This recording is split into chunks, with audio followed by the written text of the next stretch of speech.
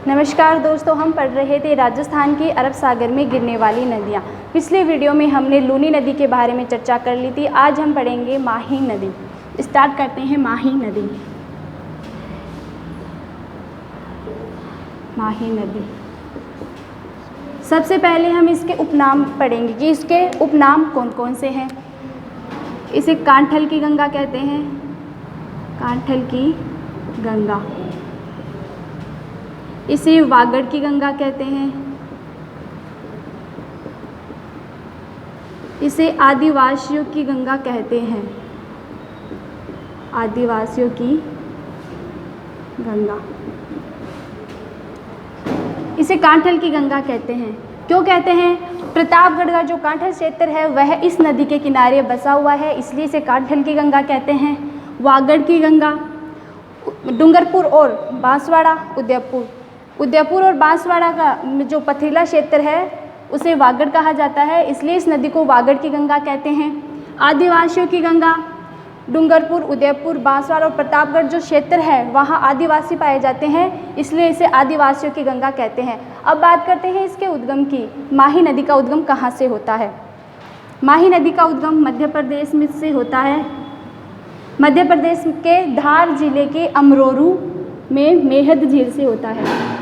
मध्य प्रदेश में धार जिले के अमरोरू में मेहद झील से इसका उद्गम होता है। यहाँ से बहती हुई है राजस्थान के दक्षिण में प्रवेश करती है, फिर यह दक्षिण पश्चिम की ओर बहकर वापस यू टर्न लेकर राजस्थान के दक्षिण से बहकर गुजरात में महिसागर जिले से प्रवेश करती है। गुजरात के महिसागर जिले से प्रवेश करती है। गुजरात में इस नदी पर एक बांध बना हुआ है, कडाना बांध। गुजरात में इस नदी पर कडाना बांध बना हुआ है। आगे बहकर यह खंबात की खाड़ी में गिर जाती है, खंबात की खाड़ी में गिर जाती है।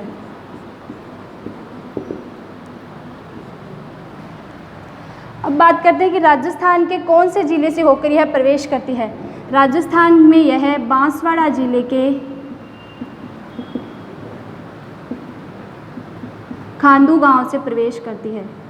बांसवाड़ा जिले का जो गांव है खांदू गांव, इससे होकर यह राजस्थान में प्रवेश करती है। इससे आगे चलकर इस नदी पर एक बांध बना हुआ है, माही सागर बजाज बांध। माही सागर बजाज बांध, जो कि बांसवाड़ा के बोरखेड़ा गांव में बना हुआ है। बांसवाड़ा के बोरखेड़ा गांव में इस नदी पर माही बजाज सागर बांध बना हुआ है। माही बजाज सागर परियोजना दो राज्यों की संयुक्त परियोजना है, राजस्थान और गुजरात। इस परियोजना में राजस्थान का 45% हिस्सा है और गुजरात का है 55% हिस्सा। माही नदी की एक सहायक नदी है ईरू नदी, जो इस बांध से पहले इसमें आकर मिलती है। माही नदी की एक सहायक नदी है ईरू नदी, इस बांध से थोड़ा पहले इस नदी में आकर मिल जाती है। इससे आगे बहती हुई यह नदी डूंगरपुर और प्रतापगढ़ की सीमा बनाते हुए निकल जाती है। इस नदी पर एक त्रिवेणी संगम स्थित है। इस नदी पर एक त्रिवेणी संगम स्थित है। त्रिवेणी संगम उसे बोलते हैं जहाँ तीन नदियाँ आकर मिलती है। यह त्रिवेणी संगम नवा टापरा गांव में स्थित है। नवा टापरा गांव बेणेश्वर डूंगरपुर में।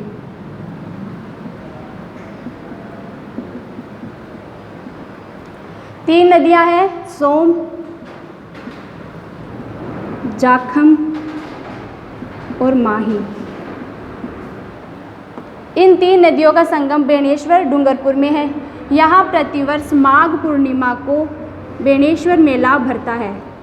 प्रतिवर्ष माघ पूर्णिमा को बेणेश्वर मेला भरता है, या इसे आदिवासियों का कुंभ भी कहते हैं। आदिवासियों का कुंभ भी कहते हैं। यहाँ शिवालय है जहाँ खंडित शिवलिंग की पूजा की जाती है। यहाँ एकमात्र खंडित शिवलिंग की पूजा की जाती है।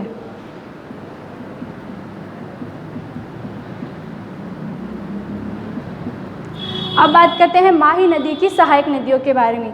इसकी एक नदी है सोम नदी। सोम नदी, यह नदी उदयपुर जिले से निकलती है बिच्छामेड़ा की पहाड़ी ऋषभदेव से। सोम नदी बिच्छामेड़ा की पहाड़ी ऋषभदेव उदयपुर से निकलती है। इस नदी पर एक सिंचाई परियोजना स्थित है सोम कमला अम्बा।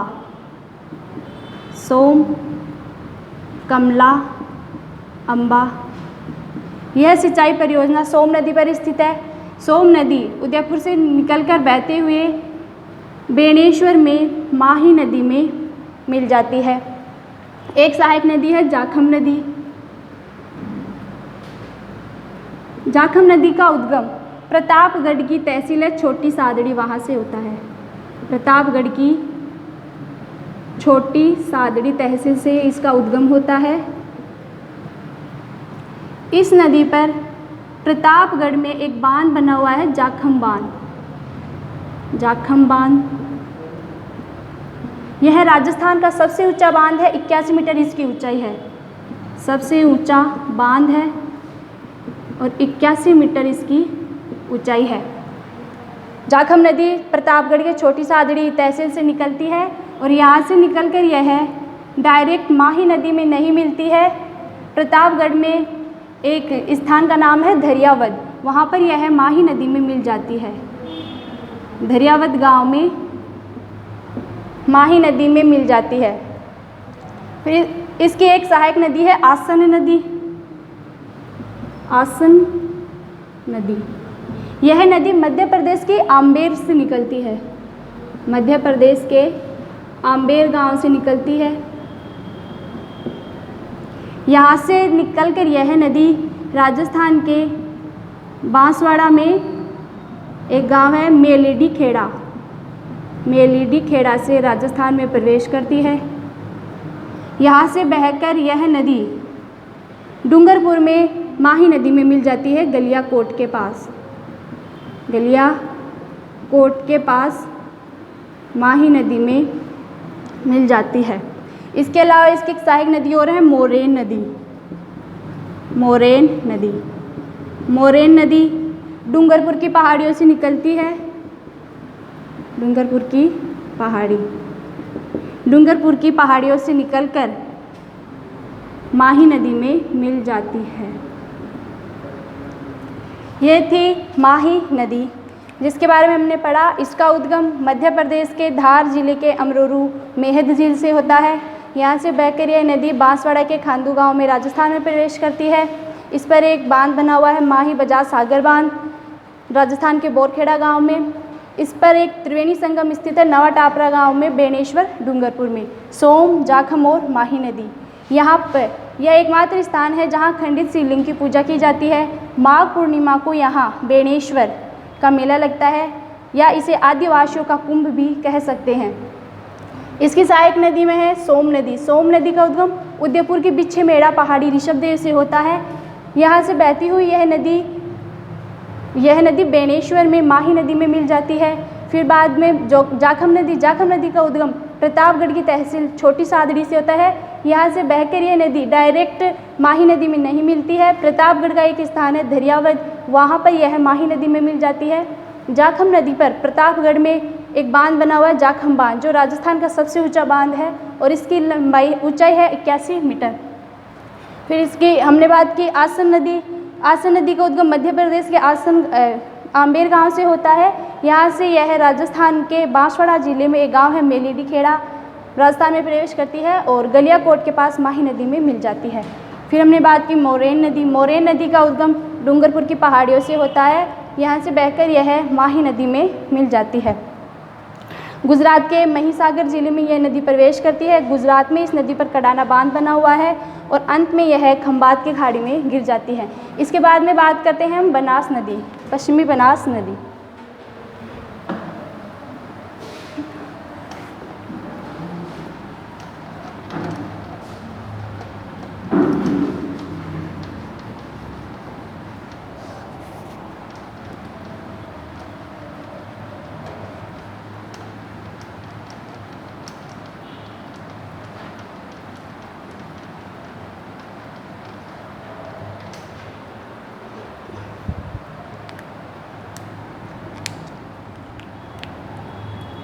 पश्चिम बनास नदी। पश्चिम बनास नदी का उद्गम सिरोही के नया सानवरा गांव से होता है। इसका उद्गम सिरोही के नया सानवरा गांव से होता है। यहाँ से निकलकर यह नदी गुजरात के बनासकांठा जिले में प्रवेश करती है।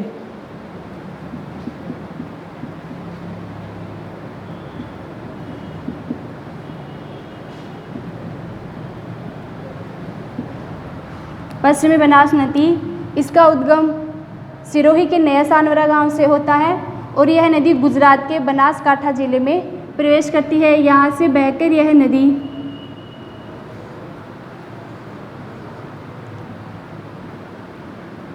छोटा रण में लुप्त हो जाती है, लिटिल रन में लुप्त हो जाती है। गुजरात का डीसा नगर इस नदी पर बसा हुआ है। गुजरात का डीसा नगर इस नदी पर बसा हुआ है। इसकी सहायक नदियों की बात करें तो इसमें है सीपू, सेवरन, गोहलन,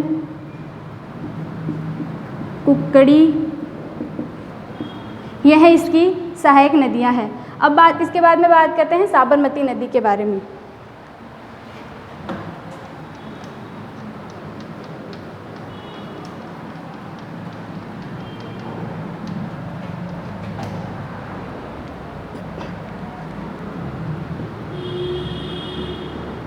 साबरमती नदी, इसका उद्गम उदयपुर के कोटड़ा तहसील से होता है। इसका उद्गम उदयपुर जिले की कोटड़ा तहसील से होता है।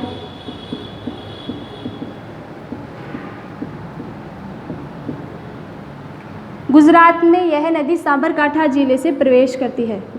गुजरात में यह नदी साबरकांठा जिले से प्रवेश करती है। यहाँ से बहकर यह नदी खंबात की खाड़ी में गिर जाती है। खंबात की खाड़ी में गिर जाती है। इस नदी पर गुजरात का गांधीनगर, अहमदाबाद, साबरमती आश्रम बसे हुए हैं। साबरमती आश्रम, यह नदी उदयपुर की कोटड़ा तहसील से इसका उद्गम होता है। गुजरात में यह नदी साबरकांठा जिले से प्रवेश करती है और गुजरात के गांधीनगर, अहमदाबाद और साबरमती आश्रम इस नदी के किनारे बसे हुए हैं और अंत में यह नदी खंबात की खाड़ी में गिर जाती है। बात करें इसकी सहायक नदियों की। सहायक नदी, इसकी सहायक नदियां हैं सेई, वाकल और हतमती। इसकी सहायक नदियां हैं सेई, वाकल और हतमती। ये पढ़ा हमने राजस्थान की अरब सागर में गिरने वाली नदियों के बारे में। धन्यवाद।